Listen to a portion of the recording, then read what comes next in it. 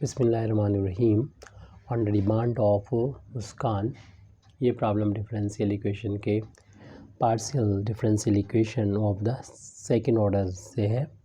यहाँ पर z dependent variable है और x और y इंडिपेंडेंट वेरिएबल है। सेकंड ऑर्डर का differentiation del two z over del x del y plus del z over del x f x, यहाँ पर स्मॉल f फंक्शन x का है और ये कैपिटल f फंक्शन y का है और इस डिफरेंशियल इक्वेशन को हमें सॉल्व करना है। सबसे पहले तो जो गिवन डिफरेंशियल इक्वेशन है उसको हम यहाँ पर लिख दिया है। जो ये इक्वेशन जो गिवन थी उसको नोट किया है और इस डिफरेंशियल इक्वेशन को इस तरीके से लिख सकते हैं कि जो दो बार डिफरेंशिएशन था z का x और y के रिस्पेक्ट में, तो इसे ऐसे भी लिख सकते हैं del ओवर del y और del z over del x। यहाँ पर आ गया del y इधर आ गया और एफ एक्स को पहले लिख दिया, इनटू में है ये दोनों, तो इनको तो कॉम्यूटेटिव ला के अकॉर्डिंग इनको बाद में लिख दिया। अब del z over del x को हमने p से स्मॉल p से डिनोट कर दिया, क्योंकि del z over del x को हम लोग p से ही डिनोट किया करते हैं। तो ये वैल्यू जैसे ही हम यहाँ पर लिखेंगे तो अगले पेज पर हम देखेंगे कि इसकी जगह पर जब p रख दिया जाएगा तो हमारा डिफरेंशियल इक्वेशन रिड्यूस होके इतना आ जाएगा। तो उसको हम यहाँ पर अगले पेज पर यहाँ पर लिख दे रहे हैं। तो ये वैल्यू है del p over del y plus f x p equal to capital F y. ये जो डिफरेंशियल इक्वेशन है वो p और p में लीनियर डिफरेंशियल इक्वेशन है, यानी p यहाँ पर डिपेंडेंट वेरिएबल है और यहाँ पर y इंडिपेंडेंट वेरिएबल है, जबकि x इसके लिए y के लिए कांस्टेंट होगा। तो x को कांस्टेंट ट्रीट करें तो इस तरीके से ये फंक्शन भी इस डिफरेंशियल इक्वेशन में कांस्टेंट की तरह होगा। तो हमारे लिए थोड़ा आसानी रहेगी, इसलिए हम उसको एक नोटेशन दे दें, लेकिन ज़रूरी नहीं है कि इसको हम किसी से डिनोट करें। फिर भी आसानी के लिए आप चाहें तो ऐसे ही भी एफ एक्स को रह सकते हैं, लेकिन हम यहाँ पर एफ एक्स को जो है वो कुछ मान लेते हैं। तो लेटिंग एफ एक्स को हम इसे के मान लेते हैं। इस तरीके से ये वैल्यू हो जाएगी डेल, और फिर इसको जो पार्शियल डिफरेंशियल इक्वेशन है वो टोटल डिफरेंशियल इक्वेशन में भी लिखा जा सकता है, क्योंकि इंडिपेंडेंट वेरिएबल जो है वो ओनली y है यहाँ पर, क्योंकि x तो कांस्टेंट की तरह ट्रीट हो रहा है, उसके फंक्शन भी कांस्टेंट के हमने ले लिया इजिकल टू एफ वाई। यहाँ पर y इंडिपेंडेंट वेरिएबल है और p डिपेंडेंट वेरिएबल है और ये लीनियर डिफरेंशियल इक्वेशन है। p में इसको सॉल्व करने के लिए हम लोग जानते हैं कि क्या प्रोसीजर होता है। ऐसे इक्वेशन नंबर 1 डाल देते हैं और इसको सॉल्व करने के लिए हम लोग जानते हैं सबसे पहले तो इस डिफरेंशियल इक्वेशन की इससे कंपेयर करेंगे d y over d x plus p y is equal to q से। हालांकि हमारे जो डिपेंडेंट वेरिएबल है वो y, वो इस क्वेश्चन में p है जबकि इसमें y है, और यहाँ पर इंडिपेंडेंट वेरिएबल जो है वो x हमारा फार्मूले का x है और इसका यहाँ पर अपने क्वेश्चन में y है। तो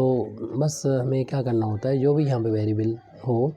उस वेरिएबल या डिपेंडेंट वेरिएबल हो उसके कोफिशिएंट को यहाँ पर चूज़ कर लेते हैं। वहाँ पर डिपेंडेंट वेरिएबल y ना हो के p है, तो p का कोफिशिएंट यहाँ पर ये p की जगह पर हमारा k आ गया और राइट हैंड साइड में जो है वो q जो होगा वो एफ वाई है। तो इस तरीके की डिफरेंशियल इक्वेशन का सोल्यूशन होता है y इंटू इंटीग्रेटिंग फैक्टर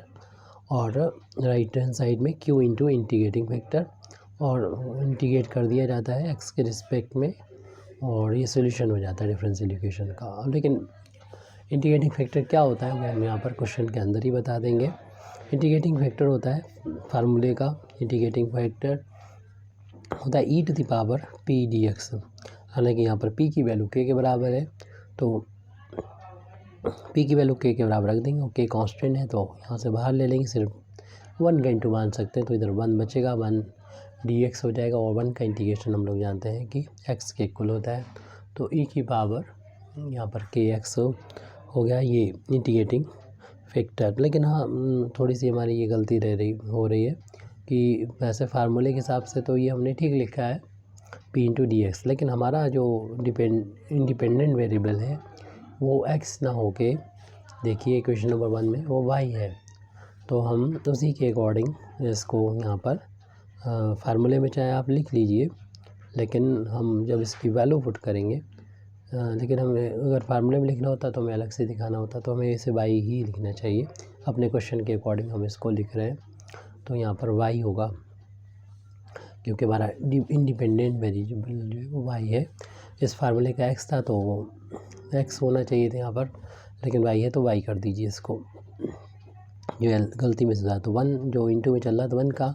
या वाई के रिस्पेक्ट में इंटीग्रेशन करेंगे तो ये वाई के इक्वल आ जाएगा, यानी के वाई ई की पावर के वाई हो गया।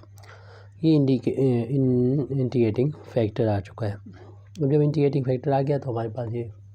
इस डिफरेंशियल इक्वेशन का सॉल्यूशन क्या होता, फार्मूला लिखा है, बस ध्यान अभी रहे कि हमें पी को वाई को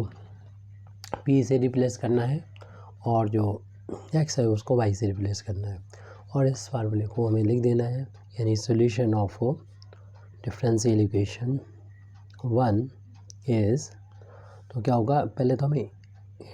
डिपेंडेंट वेरिएबल लिखना है जो हमारा इस क्वेश्चन का पी है, और इंटीग्रेटिंग फैक्टर अभी आया है उसको यहाँ पर लिख देंगे e टू द पावर के वाई, और राइट हैंड साइड में इंटीग्रेशन का निशान है, q है और इंटीग्रेटिंग फैक्टर है। तो q की वैल्यू है कैपिटल एफ वाई, और इंटीग्रेटिंग फैक्टर ये e टू द पावर के वाई है। और यहाँ पर इस फार्मूले में तो इंडिपेंडेंट वेरिएबल x था, हमारा ये y है, तो इसलिए हमें यहाँ पर y के रिस्पेक्ट में इंटीग्रेशन करना है, तो इधर dy लिखेंगे। तो ये इस इक्वेशन नंबर 1 जो डिफरेंशियल इक्वेशन था उसका ये सॉल्यूशन है। अब हम p की जो वैल्यू है उसको यहाँ पर वापस करेंगे, लेकिन अभी देखिए यहाँ पर इंटीग्रेटिंग फैक्टर प्लस एक कांस्टेंट c और होता है, तो उसको यहाँ पर हमें जोड़ना होगा। लेकिन अब जो ये इंटीग्रेशन हम y के रिस्पेक्ट में कर रहे हैं, तो y के रिस्पेक्ट में जब इंटीग्रेट करेंगे तो जो कांस्टेंट आएगा वो x की फॉर्म में भी आ सकता है। तो इसलिए यहाँ पर जो फंक्शन हम यहाँ पर ऐड करेंगे उस फंक्शन को कोई भी नाम दे दें, कोई भी आर्बिट्रेरी नाम दे दें, हम f1 बोल देते हैं, लेकिन ये फंक्शन जो होगा वो x का फंक्शन होगा। अब p की वैल्यू को वापस कर देंगे हम, जो भी इसकी वैल्यू है, p की वैल्यू थी del z over del x थी, होती है ये p की वैल्यू, और इस टर्म को हम इस फैक्टर को राइट हैंड साइड में पहुंचा देंगे, तो इधर डिवाइड हो जाएगा, यानी 1/e टू द पावर के वाई हो जाएगा। और बाकी चूँकि फंक्शन क्लियर नहीं किया है तो इसे हम सॉल्व नहीं कर पाएंगे, इसको एज इट लिखा रहने देंगे, e की पावर के y into d y plus का f1 x। अब चूँकि आगे से हमें z की जब वैल्यू निकालेंगे इन टर्म्स ऑफ x, तो वो x के रिस्पेक्ट में इंटीग्रेशन करना होगा, और x यहाँ पर k में भी छुपा हुआ है, तो इसलिए k की वैल्यू में वापस कर देना चाहिए। और अभी हमने जो e की पावर के वाई से डिवाइड किया था, तो इस टर्म को भी डिवाइड करना है, और प्लस के बाद दूसरा टर्म हो जाता है, वहाँ पर भी हमें e की पावर के वाई से डिवाइड करना होगा। तो 1/, में लिखा है, जब इसको ऊपर ले जाएंगे तो पावर माइनस का के वाई हो जाएगा, और मल्टीप्लाई चल रहा है ये एफ वाई इंटू ई की पावर के वाई इंटू डी वाई। ऐसे ही इस टर्म को जब ऊपर ले जाएंगे तो e की पावर माइनस के वाई और f1 x यहाँ पर आ जाएगा, और ये वैल्यू चल रही है del z over del x की वैल्यू, जबकि हमें z की वैल्यू फाइंड करना है। तो क्लियर सी बात है कि हमें x के रिस्पेक्ट में इसको इंटीग्रेट करना चाहिए, और जब x के रिस्पेक्ट में इंटीग्रेशन करेंगे तो y कांस्टेंट रहेगा, क्योंकि पार्शियली डिफरेंशिएशन यहाँ पर मौजूद है। तो यहाँ पर चाहे तो लिख दें integrating with respect to x, तो y यहाँ पर कांस्टेंट रहेगा। जब इसको इंटीग्रेट करेंगे x के रिस्पेक्ट में तो ओनली यहाँ पर z आ जाएगा, तो z इज इक्वल टू, और यहाँ पर इसका x के रिस्पेक्ट में इंटीग्रेशन हो जाएगा, जो भी फंक्शन है, तो इंटीग्रेशन का निशान, और किसका इंटीग्रेशन करना है, ये पूरी वैल्यू का, जो कि की पावर माइनस के वाई और capital F y into e to the power k. अच्छा, हमने बोला था कि के की वैल्यू यहाँ पर पुट कर देंगे, उसके बाद इंटीग्रेट करेंगे। तो सबसे पहला काम तो हमें यही करना चाहिए था कि जो कि हम इंटीग्रेशन हम x के रिस्पेक्ट में करने जा रहे हैं, तो यहाँ पर हमें k की वैल्यू पुट कर देना चाहिए, क्योंकि x का फंक्शन हमें x के रिस्पेक्ट में इंटीग्रेशन करना है। तो जो वैल्यू यहाँ पर थी उसी वैल्यू को हम यहाँ पर